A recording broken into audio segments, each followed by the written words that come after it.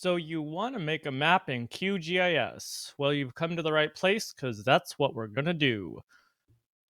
Hopefully at this point, if you are here, you have QGIS downloaded and fired up and ready to go. If you're still having trouble with QGIS, I would suggest checking out my equally as captivating and interesting tutorial on the alternative software program called GeoDA.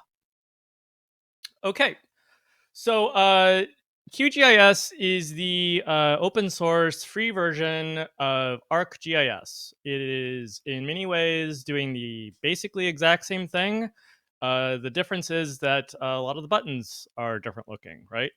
So basically what we're going to do is walk through from a blank screen to a hopefully completed choropleth map.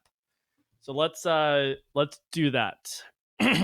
Okay, step one, we need to get our shapefile into this. Okay, I am using this data set. This is a practice data set looking at crime statistics in the city of San Francisco at the census tract level. If you want to find that, I've included a link to the download page if you want to follow along. Okay.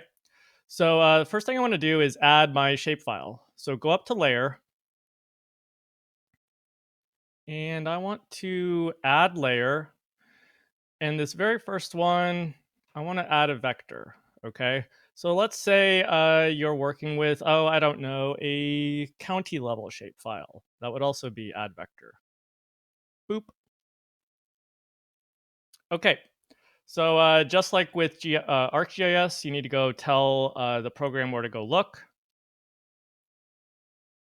I have saved this on my desktop in a folder called SF Crime.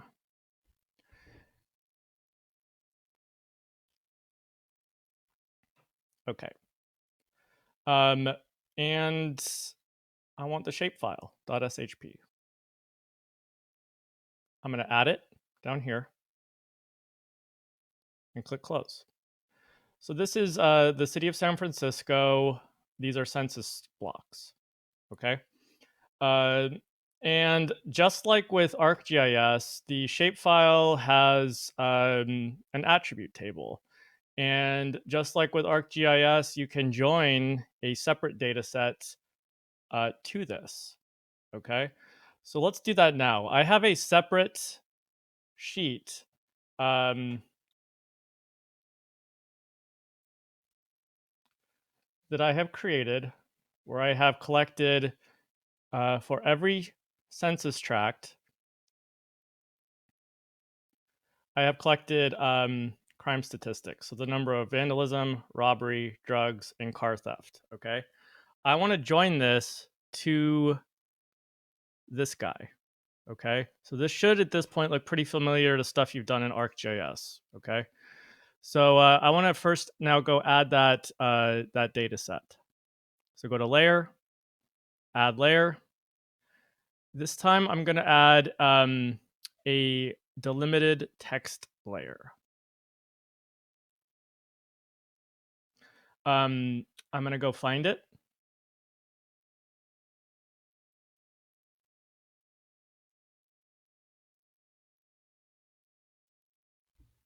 I have mine saved as a .csv. I would recommend you do the same. If you have yours in an Excel file, you can just do a save as and save it as a .csv file. That's what I did. It tends to cooperate with this program a little better. Okay. So again, if yours is a .xls or a regular kind of Excel file, open it up, click File, Save As, and there should be an option to save it as a .csv. Okay. And this is basically we're good to go. Okay. When you kind of have it here. All right. This is not this doesn't have coordinate data like longitude and latitude. So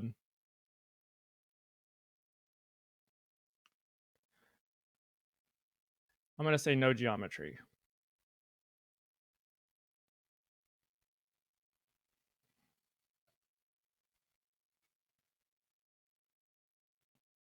And click close, and you see right over here, it's been added. Open attribute table. So it's my data set and then my shapefile, and I can right click and I can open the attribute table and take a look.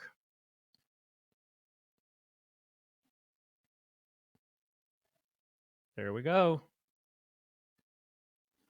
Okay, so now I need to join these two guys together because right now they are separate. We need to Velcro them together.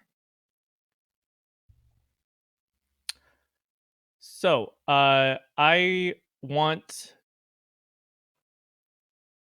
to right click where it says crime, go to properties,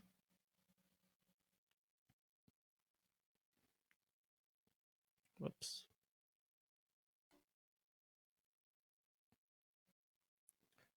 join,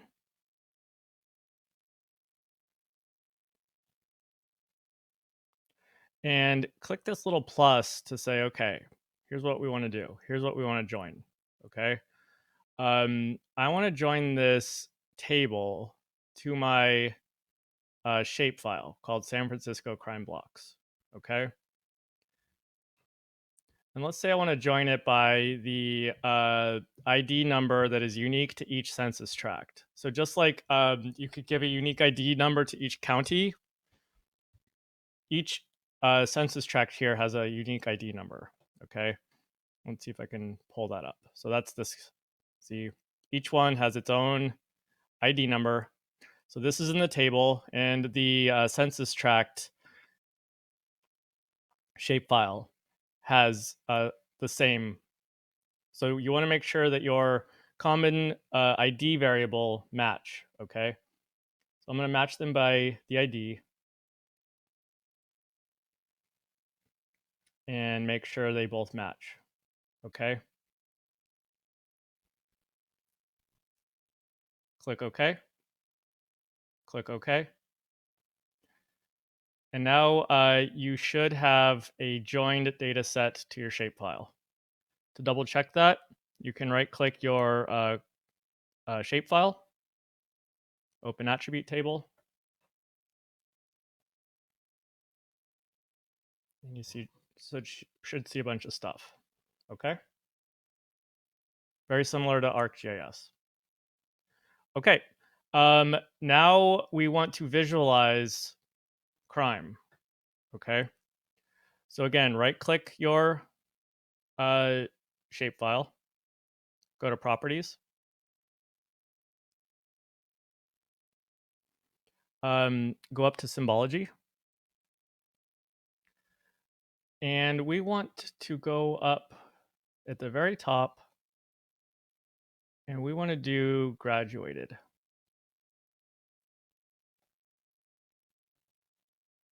And we want to say, here's what we want to map. The second one where it says column. What do you guys want to see? Is this a car theft kind of a day? Yeah, I think so. I agree. Okay, so this is essentially going to be showing us from less car theft to more car theft, designated by this kind of red color ramp, but you can mess around with that and pick different colors if you want. I'm going to stick with the good old red. Down here, you can split up car theft in different ways. I'm feeling fancy, so maybe I want to do quantile, which breaks them into equal groups of 1, 2, 3, 4, 5. Okay. And click OK. Boom. This is your choropleth map of car theft risk in the city of San Francisco. This has been choropleth mapping in QGIS. Hopefully, this looks very similar to ArcGIS. There are a few obvious differences with the kind of buttons we're clicking and stuff like that. If you wanted to save your masterpiece, you could go up to the top and you could save your map as an image or as a PDF. Unfortunately, we don't have the same kind of flexibility with creating publication ready maps with the legend and the north arrow and all that kind of fancy stuff at this point. We can do that down the road, maybe in another class or something like that, but we just don't have time to fiddle with that here.